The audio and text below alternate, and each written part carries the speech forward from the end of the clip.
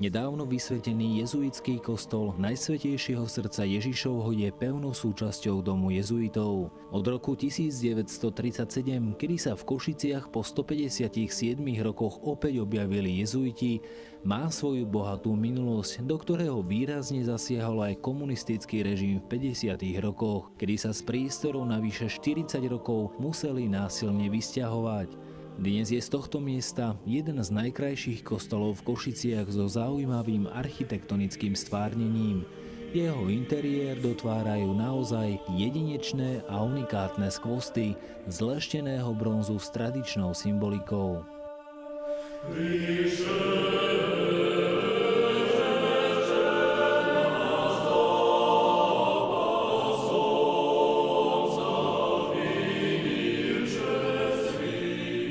Symbolika nášho liturgického zariadenia vyrastá z krásnej myšlienky z proroka Izaiáša 11.1, ako ratolesť vyrastie z pňa Jeseho. Toto je Kristus, tá nová ratolesť. A preto aj v našom liturgickom zariadení sa nesie tá jednota akoby jedného stromu, ktorý je v rôznych častiach akoby rozvetvený. Vidíme tu Krista v obete, kríža Kristovho v prvnenom chlebe, vo svetostánku, vo svetle, v sviecach a v Božom slove v ambóne. Všetky tieto prvky majú však jednotný rámec, jednotnú líniu práve toho pňa, ktorý je Ježiš Kristus.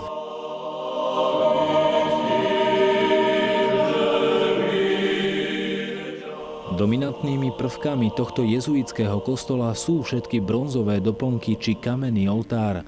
Ich autormi sú akademický sochár Otmar Oliva a kamenársky majster Peter Novák. Ja som mala mimoriadne vzácnu príležitosť spolupracovať alebo hľadať symboliku spolu s pátrom Jurajom a predovšetkým teda s pánom Otmarom Olivom, sochárom, symboliku oltára. Rozmýšľali sme o tom, či bude predstavovať jezuitov ako rád, či bude znázorňovať zasvetenie Božskému srdcu Ježišovmu, alebo niečo iné. Rozhodli sme sa, že keďže je pre Košice typické križovatka východ-západ a práve jezuiti majú centrum spirituality východ-západ, tak sme sa rozhodli pre túto symboliku. Na tomto oltári je taktiež vyobrazená symbolika geografickej skutočnosti stretu kresťanov latinského a byzantského obradu, ako aj historická skutočnosť príchodu viery na naše územie.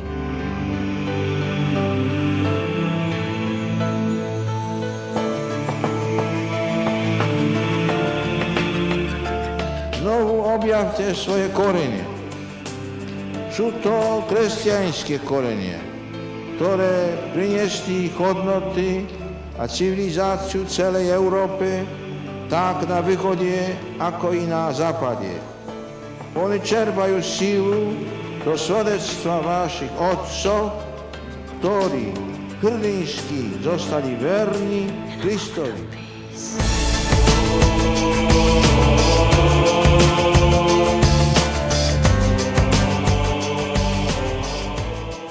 Oltár je krásna symbolika písma.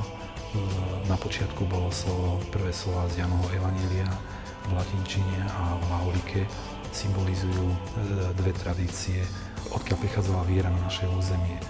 Jednak je to rozpomienka na misiu svätého Cyrila Metoda, potom kresťanstvo, ktoré prichádzalo zo západu, A potom krížik z 11. storočia, mačiansky krížik, ktorý je symbolom pútnikov, ktorí putovali zo Svätej Zeme alebo z iných svätých miest, posvätných miest pútnych, ktorí prinášali vieru.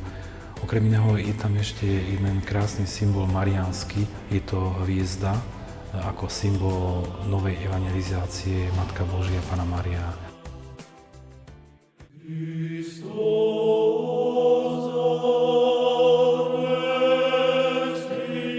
Zaujímavým vyobrazením je aj samotná ambóna, slúžiaca k hlásaniu Božieho slova.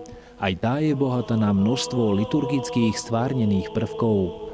V ambone nachádzame ešte symbol veľmi krásny a veľmi výrazný, ten kruh, záchranný kruh, ktorý je symbolom toho, že človek, kdekoľvek by sa ocitol, je tu ten záchranný kruh, ako tie lode v prístavi.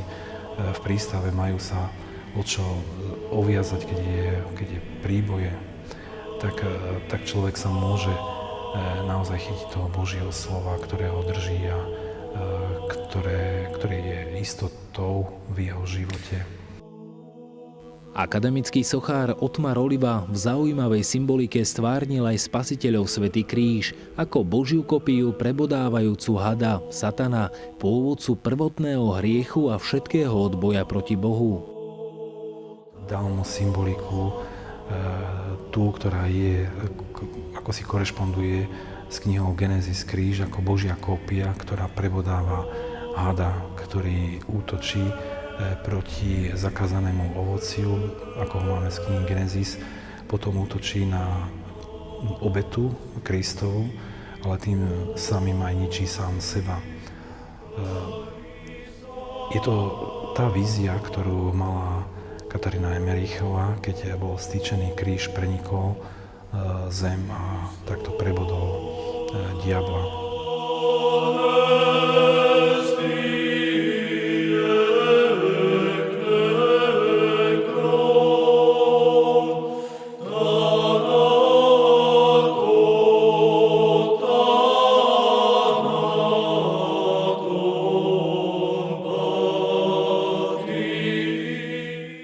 Pri návrhu svätostánku v kaplnke, teraz už v kostole, sa Otmar Oliva, akademický sochár, inšpiroval domom svätej Alžbety ako najvýchodnejšou katedrálou, presnejšie oltárom svätej Alžbety, ktorý je unikátny tým, že má 3 cykly, adventný, veľkonočný a alžbetinský cyklus a má 48 obrazov. Ramena kríža svätostánku znázorňujú akoby tabulový oltár. Súčasťou architektonických návrhov interiérov bolo aj dokonalé zosúladenie funkcie a dizajnu vnútorného ako aj vonkajšieho priestoru objektu. S bratmi jezuitmi pracujem už veľmi dávno a moja taká túžba bola stále urobiť niečo so svätyňou, ktorá bola veľmi jednoducho riešená.